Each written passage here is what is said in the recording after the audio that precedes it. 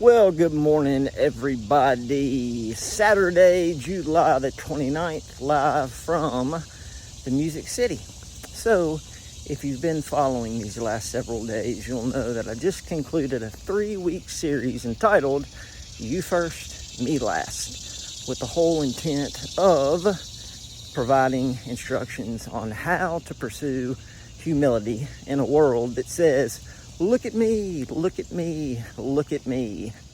And we become comfortable getting lost in the crowd, going with the flow, never stepping out for fear of the unknown. So today I would like to tee up an introduction of where I'd like to go next. And that would be the universal principle of purpose. Now, I'm not going to sit here and tell you what your purpose is in life, but what I'd like to do is share 26 ways, 26 i.e. one way for each letter of the alphabet over the next several weeks on just some tips to get started. Now, starting over is a huge theme of my life. Why am I qualified to speak on such a matter? Well, 20 years ago, was dead in the ground with an autoimmune disorder that ruptured my large intestine, made my body become septic, and ultimately go into a state of shock, which only a life-saving surgery in the moment could cure. And as a result, my large intestine was removed, and I was left with an ileostomy. Now, an ileostomy is pretty disgusting if you think about the comment. What it is, it's an external pouch. Notice I said external, so definitely not pretty to look at. That serves the purpose of your large intestine, which is to collect waste. And it sits on the outside of my torso.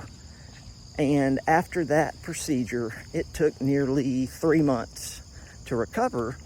But that fall, because the surgery was in the spring, I decided to try something new. Once I was healthy enough to actually walk to the mailbox, I decided to register for my first triathlon. And it was a fantastic experience. Was I a good swimmer? No. Was I a good biker? No. Was I a good runner? Well, I had a little bit of experience, but far from the athlete that I am so fortunate and blessed to say that I am today. So in a matter of 3 months, I decided to try something new. All I had known for 13 years of my life was pain. Pain in my stomach, pain in my head, chronically anemic, no energy, could not participate in any sports in high school or college, and I was tired of it.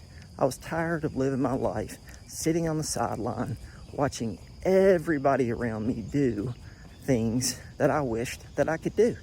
So when I had even a hint of ability, I went after it, not knowing if it would work, or in my case, it did work.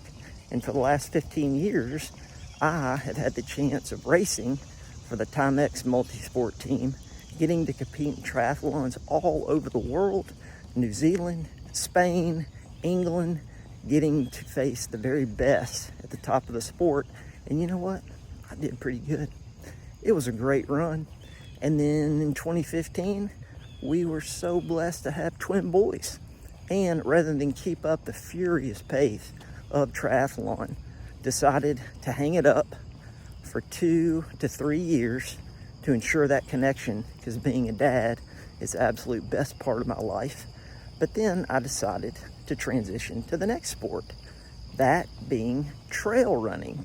And at the beginning of last year, I found my new passion and started at the 10-mile mark, moved up to the 25-mile mark, then actually stepped over the line into ultra, which is officially 32 miles, then up to 50 miles. And this past weekend, I was in Lake Tahoe, California for the longest race of my life, 65 miles. Took me 16 hours, and I finished 5th.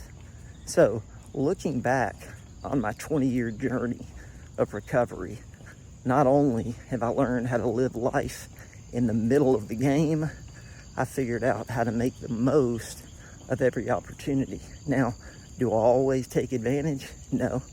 There are days when I don't want to go back in the game.